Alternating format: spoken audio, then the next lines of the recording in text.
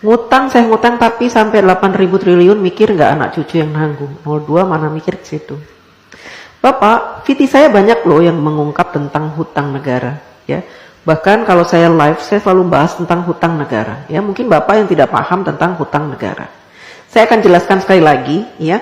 Mumpung saya lagi ada semangat untuk menjelaskan, supaya apa? Bapak tidak menyebar hoax, ya. Bapak tidak berpikiran jahat terhadap pemerintah, ya. Supaya juga menambah pengetahuan Bapak tentang hutang negara, ya.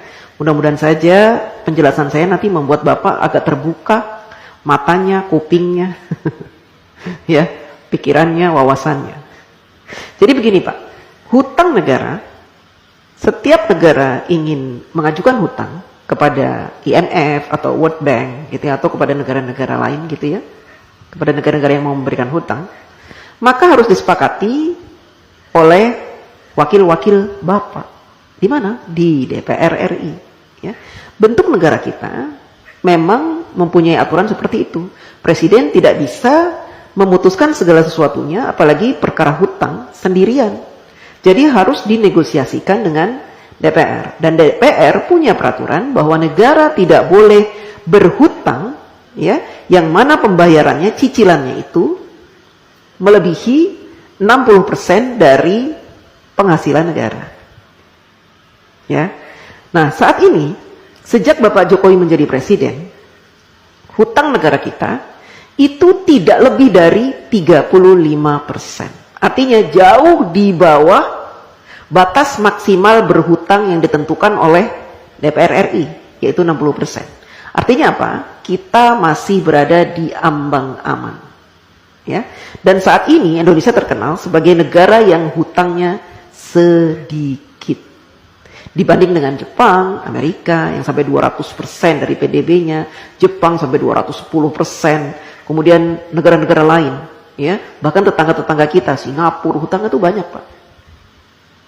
Berbeda dengan kita. Kita hutangnya sedikit. Beberapa tahun yang lalu Bapak Jokowi juga sudah melunasi hutang warisan sebanyak 7.000 triliun. Bapak heran kan dari mana uang 7.000 triliun itu? Kok Pak Jokowi bisa membayar? Karena Bapak Jokowi selama ini melakukan penghematan pengeluaran APBN. Dengan cara apa? Dengan cara tidak menggunakan APBN untuk pembangunan negara. Bapak Jokowi mensiasati pembangunan negara dari para investor, baik dalam maupun luar negeri. Sehingga APBN-nya utuh, tidak diutak-atik. APBN yang ada khusus digunakan untuk kepentingan rakyat, seperti subsidi, kemudian bansos, BLT, PKH, dan sebagainya itu Pak. Ya, Bapak harus tahu. Jadi kalau Bapak bilang hutangnya sampai 8.000 triliun itu, seandainya saat ini hutang kita 8.000 triliun, itu sedikit Pak. Dibanding dengan PDB kita tuh sudah banyak sekali Pak. Itu jumlahnya cuma 35% dari penghasilan kita.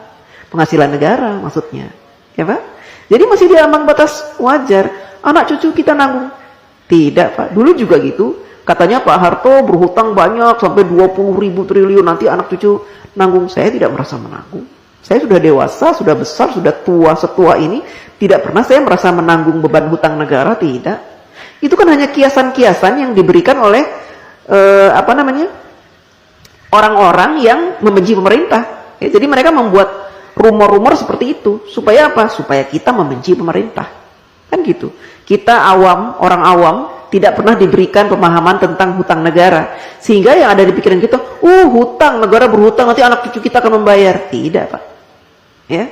Selama pemerintahan itu baik, memberikan kesejahteraan kepada kita, memberikan gaji UMR yang pantas, ya, kemudian memberikan peluang-peluang untuk usaha, sehingga kita punya penghasilan setiap bulan, dan memberikan lowongan-lowongan pekerjaan yang sangat banyak, maka kita tidak terbebani oleh hutang negara Pak.